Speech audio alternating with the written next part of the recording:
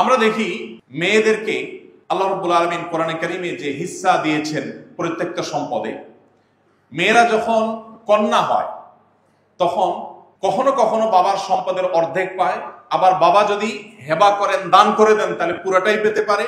আর যদি দুইয়ের অধিক কন্যা থাকে কোনো বাবার এবং অন্য কেউ আর ভাই না থাকে, তাহলে সেক্ষেত্রে তারা বাবার সম্পদের 2/3 তারা শুধুমাত্র ওয়ারিস হিসাবে পায়। এছাড়া বাবা জীবদ্দশায় তাদেরকে উপহার উপঢৌকন হিসাবে আরো চাইলে দিতে পারেন। আর যদি নারী মা হন, তাহলে সেক্ষেত্রে কখনো মৃত ব্যক্তির টোটাল সম্পদের 1/3 1/3 অথবা 6/1 পেতে পারে। এটা নির্ভর করে যে সন্তানের মা হিসেবে সম্পদ পাচ্ছেন সেই সন্তানের ঘরে সন্তান আছে কিনা। সন্তান থাকলে তখন 6/1, আর কোনো সন্তান না থাকলে, নিজের ছেলের ঘরের বা মেয়ের ঘরে কোনো সন্তান না থাকলে সেই ছেলে বা মেয়ের সম্পদ থেকে 1/3 পর্যন্ত পেতে পারে। তাহলে কন্যা হিসাবে পাচ্ছেন, মা হিসাবে পাচ্ছেন। এবার আসা যাক স্ত্রী হিসাবে স্বামীর সম্পদে। যদি স্বামীর কোনো সন্তান না থাকে তাহলে 4/1 টোটাল সম্পদে, আর যদি সন্তান থাকে তাহলে 8/1 স্ত্রী হিসাবে পাচ্ছেন। ঠিক একইভাবে বোন হিসাবেও ভাইয়ের সম্পদে একটা নির্দিষ্ট হিস্সা পাওয়ার সুযোগ এবং আপনার অপশন কিন্তু রয়েছে।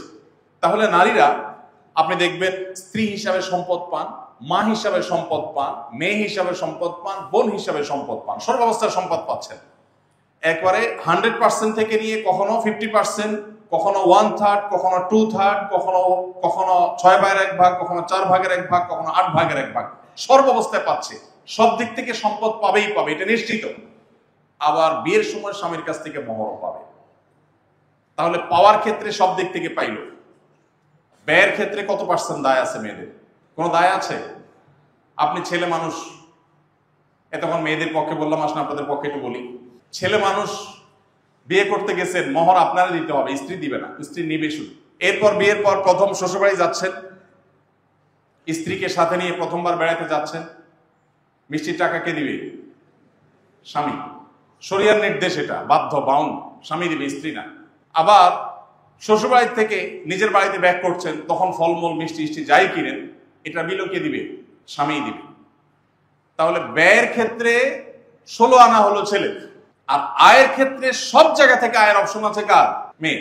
এখন আপনি ছেলে হিসাবে প্রাপ্তবয়স্ক যখন হয়ে গেছেন, বাবার হোটেলে তারপরও খান, ভার্সিটিতে পড়েন, বাবা টাকা পয়সা পাঠায়, এটা তো বোনাস হিসেবে পাচ্ছেন। কোনো বাবা যদি বলেন যে দেখো বাবা, তুমি প্রাপ্তবয়স্ক হয়ে গেছো, শরিয়ার দৃষ্টিকোণ থেকে বালেগ হয়ে গেছো, এখন আল্লাহ আমাকে বাধ্য করে নাই তোমার ভরণ পোষণ দেওয়া, অতএব তোমার চরকায় তুমি তেল দাও, এটা যদি কোনো বাবা বলতে চান তাহলে বলতে পারেন, সেই রাইট তার আছে। যদিও বেশিরভাগ বাবাই বলেন না, আলহামদুলিল্লাহ, তাদের নৈতিক দায়িত্ব থেকে তারা এটা করেন। তো বাবার সম্পদে আপনি যতক্ষণ অপ্রাপ্তবয়স্ক ততক্ষণ পর্যন্ত ভাগ পাচ্ছেন, ভরণ পোষণ পাচ্ছেন, ভাগযোগ তো পরের কথা। প্রাপ্তবয়স্ক হয়ে গেলে বাবার হোটেলে খাবারের অধিকারটুকু আপনার নাই। কিন্তু মেয়ের কতদিন আছে? যতদিন বিয়ে না হয় ততদিন। বিয়ে হয়ে গেলে কার? স্বামী। স্বামী মারা গেলে হয় ছেলের, নইলে ভাইয়ের, নয় আবার বাবা। কোনো না কোনো ভাবে, কোনো না কোনো পুরুষের উপরে তার দায়িত্ব শরীয়ত বর্তাইছে যে হ্যাঁ, কেউ না কেউ নিতে হবে। তাহলে ছেলে নিজের চরকায় তেল দিতে হচ্ছে প্রাপ্তবয়স্ক হওয়া থেকে নিয়ে। এরপরে এই বেচারা বিয়ের পরে স্ত্রীর দায়িত্ব, ছেলে মেয়ের দায়িত্ব, মা বাবার দায়িত্ব, সব দিক থেকে দায়িত্ব তার। কিন্তু সে বাবার সম্পদে যদি 2 টাকা পায়, আর মেয়েকে যদি সব জায়গা থেকে খরচের ব্যাপারে দায় মুক্তি দেওয়া হয়, এমনকি তার অন্যের খরচ তো দূরের কথা, নিজের সরকার তেলটাও তার দেওয়া না লাগে, অর্থাৎ নিজের ভরণ পোষণটাও নিজে যদি জোগাড় করা না লাগে, এরপর তার যদি 1 টাকা দেওয়া হয়, তার প্রতি কি অবিচার করা হয়েছে না সুবিচার করা হয়েছে? শুধু সুবিচার। নারী হিসাবে তারে বরং অতিরিক্ত দেওয়া হয়েছে। কিন্তু আপনি আমাদের দেশে প্রায় শুনবেন যে এক শ্রেণীর মানুষ এটা নিয়ে খুব জোরে সোরে কথা বলে যে নারীকে বাবা মার সম্পদে সমান অধিকার দিতে হবে। ইসলাম সমান অধিকারের কথা বলে না, সরি, ইসলাম ন্যায্য অধিকারের কথা বলে। ইসলাম কখনো সমান অধিকার মেয়েদেরকে দিতে বলে না, ইসলাম বলে ন্যায্য অধিকার দাও। ন্যায্য অধিকার দিতেই কখনো সমান দিতে হয়, কখনো বেশি দিতে হয়, কখনো কম দিতে হয়। আপনার 2টা ছেলে আছে, একটা বয়স 10 আর একটা বয়স 20।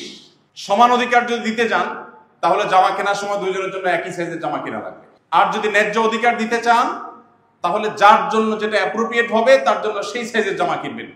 ইসলাম ন্যায্য অধিকার দিতে বলে, সমান অধিকারের কথা বলে না। সমান অধিকার শুনতে অনেক চমকপ্রদ শোনা যায়, কিন্তু এটা বাস্তবতা সস্তা, অন্তঃসার শূন্য, বাস্তবতা বিবর্জিত।